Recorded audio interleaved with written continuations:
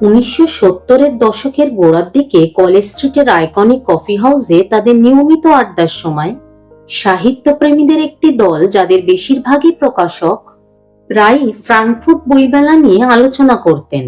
বইয়ের বাণিজ্যিক বাণিজ্য মেলা এমন একটি বিষয় ছিল যা তারা কলকাতায় প্রতিলিপি করতে চেয়েছিল, আংশিকভাবে বইপ্রেমীদের চিন্তাভাবনা এবং ধারণা বিনিময়ের জায়গা দেওয়ার জন্য ও তাদের প্রিয় লেখকদের কাজ এক জায়গায় পাওয়ার জন্য, আর আংশিকভাবে প্রকাশনা ব্যবসাকে এগিয়ে নিয়ে যাওয়ার জন্য।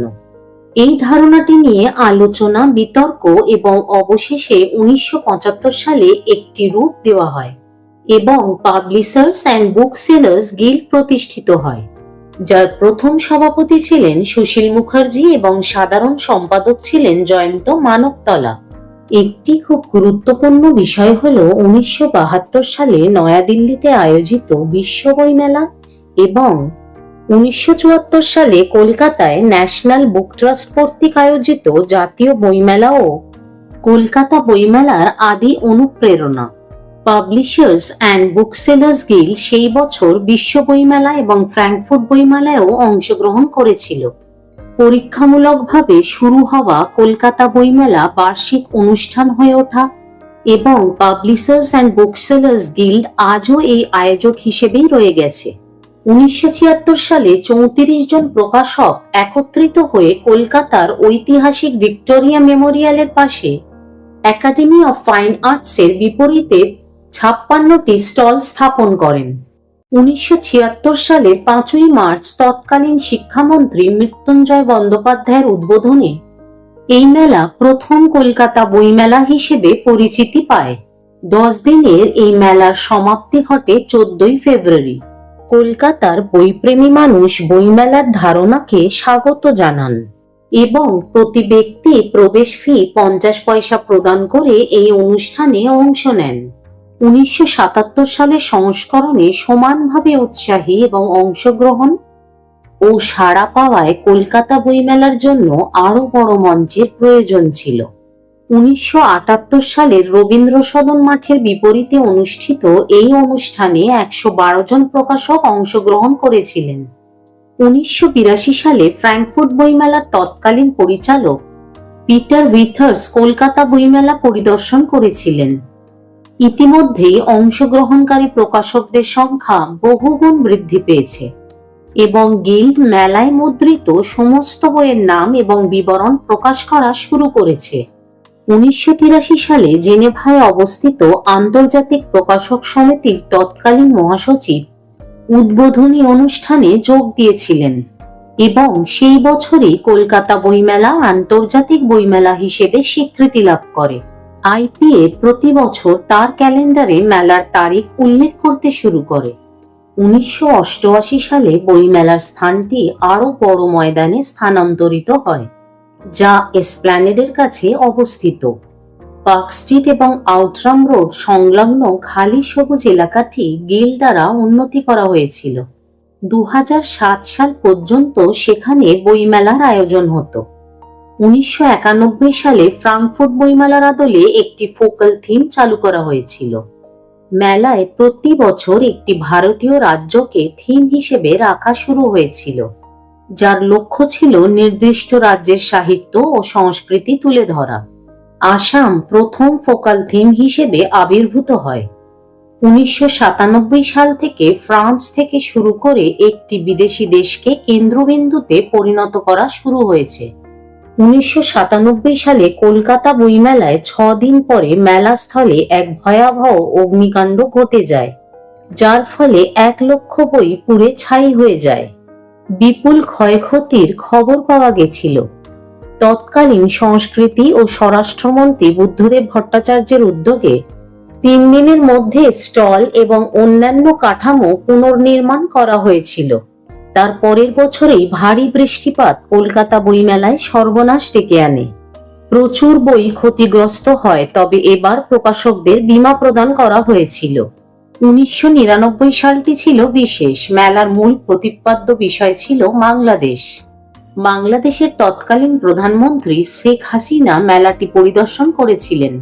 আরো 7 বছর ধরে ময়দান মেলার স্থান ছিল। ততদিনে পরিবেশ কর্মীরা এই সবুজ স্থানে মেগা ইভেন্টটি আয়োজনের বিরুদ্ধে সোচ্চার হতে শুরু করে দিয়েছিলেন।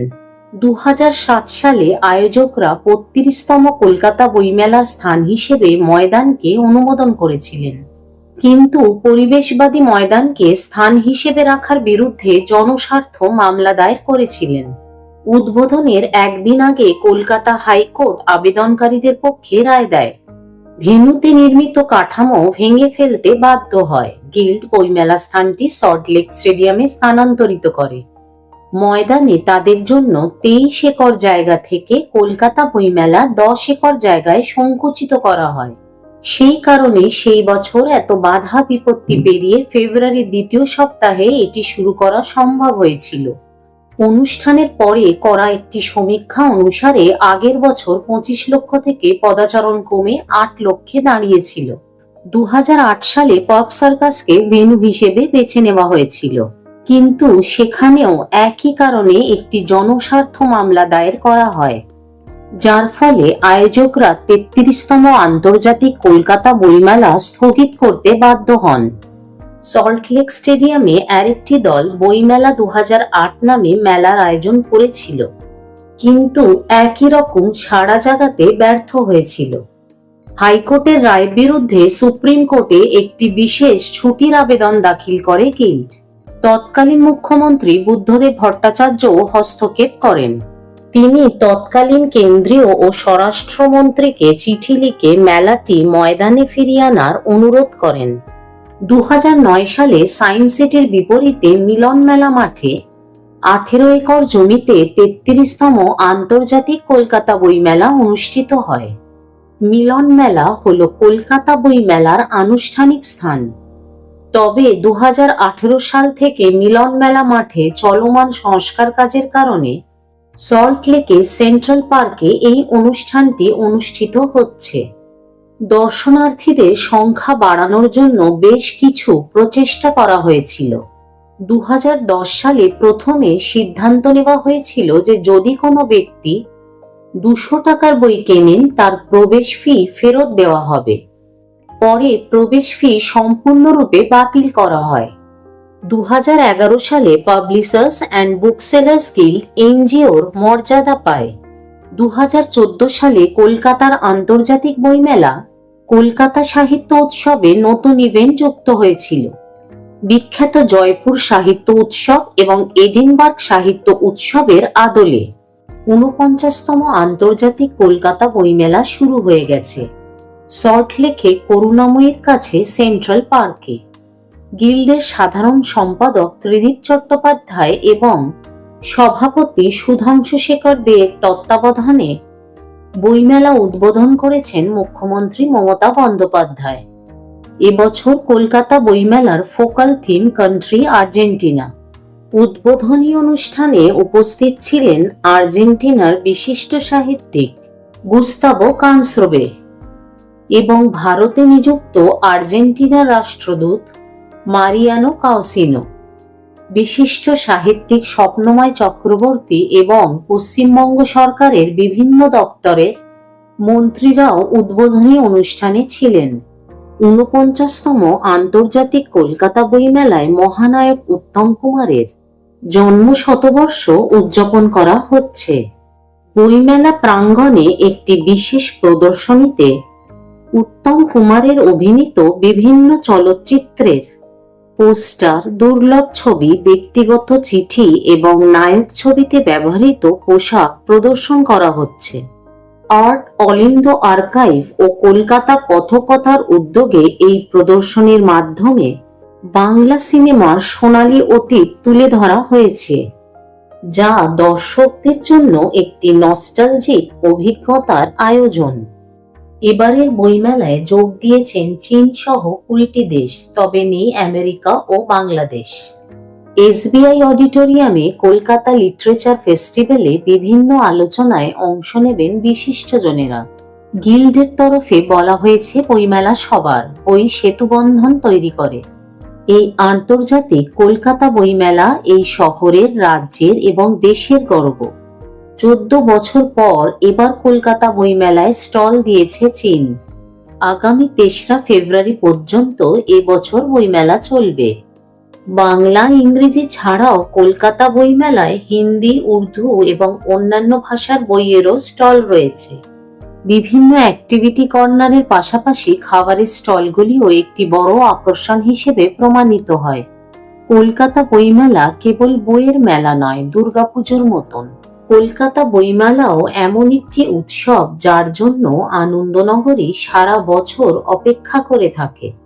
এটি শব্দ, আবেগ, অনুভূতি, স্মৃতি এবং স্মৃতির মিশ্রণ, যেখানে প্রজন্ম থেকে প্রজন্মে চলে আসা গল্পগুলি রয়েছে।